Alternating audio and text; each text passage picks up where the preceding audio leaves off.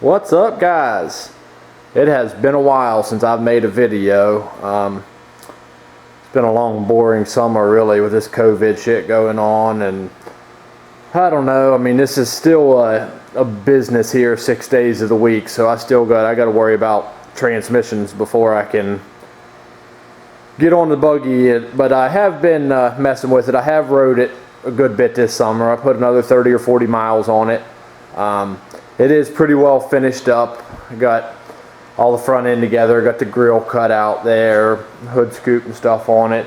I've got it tore back apart right now because last week I took a buddy for a good ride and run the shit out of it and ended up breaking our rear hub here again.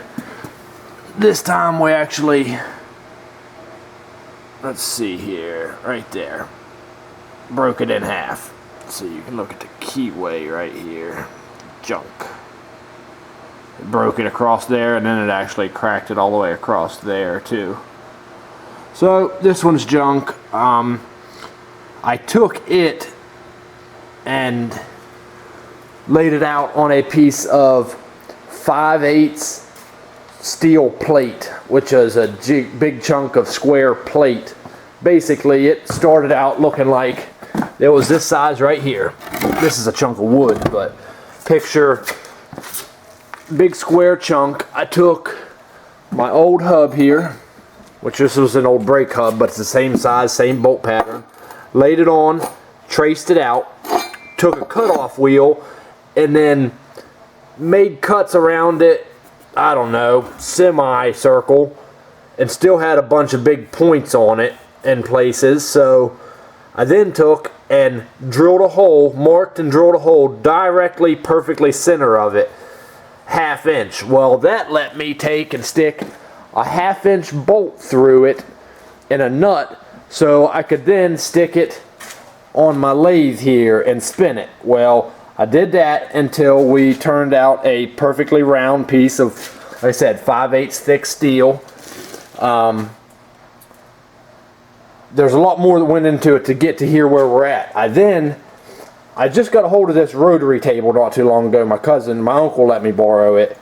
Well, that makes it nice to be able to drill our holes every 60 degrees, but problem being, it has to be perfectly centered inside of this table in order to spin it, or your bolt holes are going to be off. So it was either going to be use a dial indicator and try to keep marking it and moving it around until I found perfect center of that, or I took a piece of 2-inch solid stock round bar and cut it down to 1 5/16 inches fit in the hole down in the center, and then cut it to, you can see we cut 5/16 and then left that at 2-inch and then cut the top down to 1/2 inch, and then that went through my center hole here.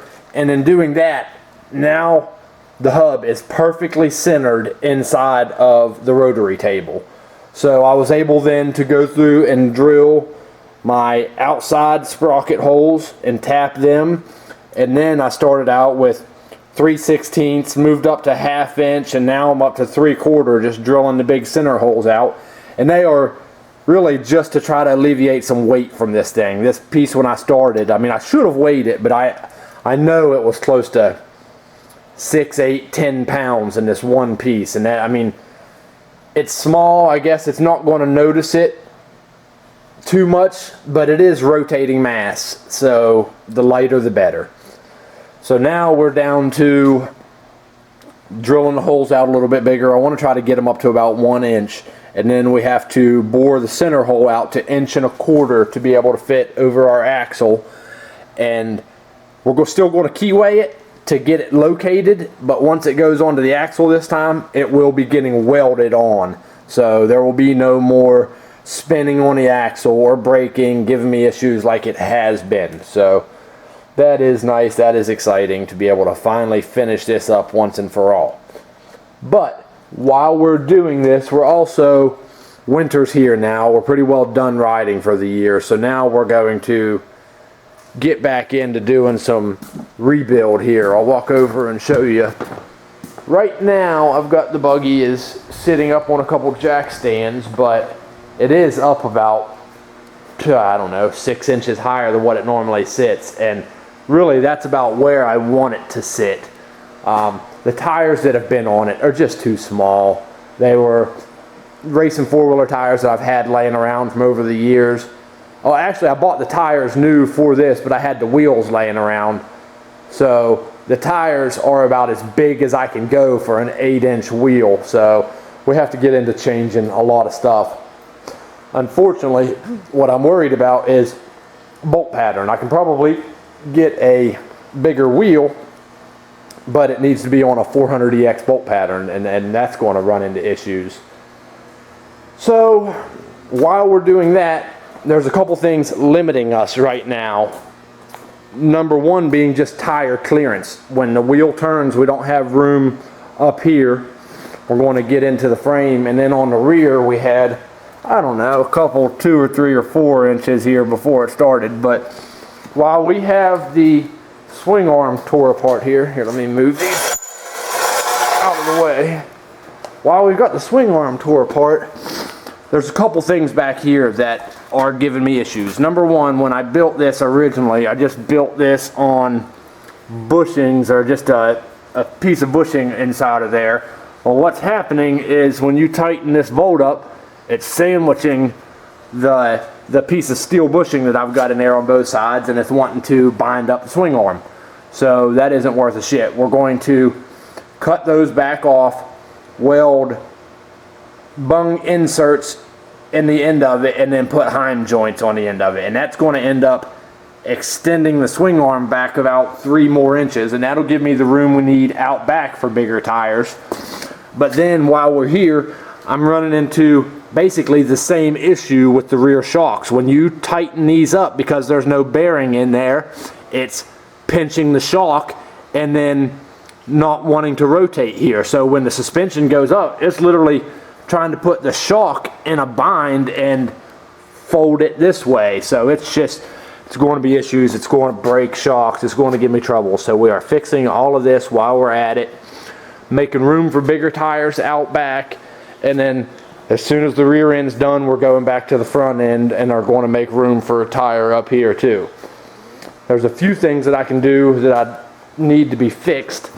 I would like to, number one, bring the rack farther forward underneath here to where the tie rod's not on a screwy angle like it is. But in order to do that, I need to get in here and cut across here probably, and across here, and open this front up and then box all these in. But that will allow me to bring the rack farther forward. But I'm also going to rebuild control arms and make it to where the center point of it is up here rather than back here, and that'll give me another 2 inches that will give me clearance up here. I want to make a little bit more travel. If it wasn't painted and done already, I did this last winter. I would like to take and cut the whole front of the buggy back off. I actually did last winter. It was welded on right here and came out and down. So I took and cut there and over here and then narrowed it in. But if I get into chopping all that off, then I have to find a different rack in general, because to narrow that up, the rack has to be wide or narrowed up too, and it's going to create a lot of issues there, a lot of work.